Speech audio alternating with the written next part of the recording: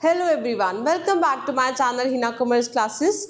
तो आज जैसे कि आपका सेशन स्टार्ट हुआ है 25-26 एंड जो स्टूडेंट्स क्लास 12 में एंटर कर रहे हैं उनके लिए मैं सिलेबस डिस्कशन का ये सेशन लेके आई हूँ, जिसमें हम कॉमर्स के मेन सब्जेक्ट्स का सिलेबस डिस्कस कर रहे हैं कि कैसे किस चैप्टर्स की कितनी वेटेज रहने वाली है आपके फाइनल एग्जाम के लिए। तो स्टार्ट करते हैं अकाउंटेंसी सब्जेक्ट से। अकाउंटेंसी में जैसे कि आपको पता है आपके जो सिलेबस है वो 3 वॉल्यूम्स में डिवाइडेड है, जिसमें पार्ट ए में रहने वाला है आपके अकाउंटेंसी में accounting for partnership firms and companies, जिसमें आपकी पार्टनरशिप फर्म की वेटेज है 36 मार्क्स, जिसमें आपका वॉल्यूम 1 के सारे 7 चैप्टर्स जो है पार्टनरशिप पे बेस्ड वो रहने वाले हैं, जिसकी वेटेज पेपर में 36 मार्क्स की है। देन यूनिट 2 आपका जो है वो रहने वाला है आपका वॉल्यूम 2, जिसमें अकाउंटिंग फॉर कंपनीज है, जिसमें शेयर्स एंड डिबेंचर्स का चैप्टर आता है, जिसकी वेटेज आपकी 24 मार्क्स की है। एंड ये दोनों ही पार्ट्स आपको पेपर में पार्ट ए में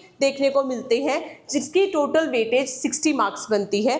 देन कम्स पार्ट बी, जिसमें आपको ऑप्शन होता है या तो फाइनेंशियल स्टेटमेंट ऑफ एनालिसिस पे आप अटेम्प्ट कर सकते हो या कंप्यूटराइज्ड अकाउंटिंग। ज़्यादातर जो स्टूडेंट्स हैं एंड जो स्कूल्स हैं वो ऑप्ट करते हैं फाइनेंशियल स्टेटमेंट एनालिसिस, जिसकी वेटेज पेपर में 20 मार्क्स की रहती है, और इसी बुक से आपका वाइवा होता है, इसी बुक से आपकी प्रोजेक्ट फाइल होती है। ठीक है जी, तो ये है आपका अकाउंटेंसी का कंप्लीट सिलेबस, जिसमें से आपको पेपर पूछा जाएगा। चलते हैं नेक्स्ट सब्जेक्ट पे, जो है हमारा बिजनेस स्टडीज़।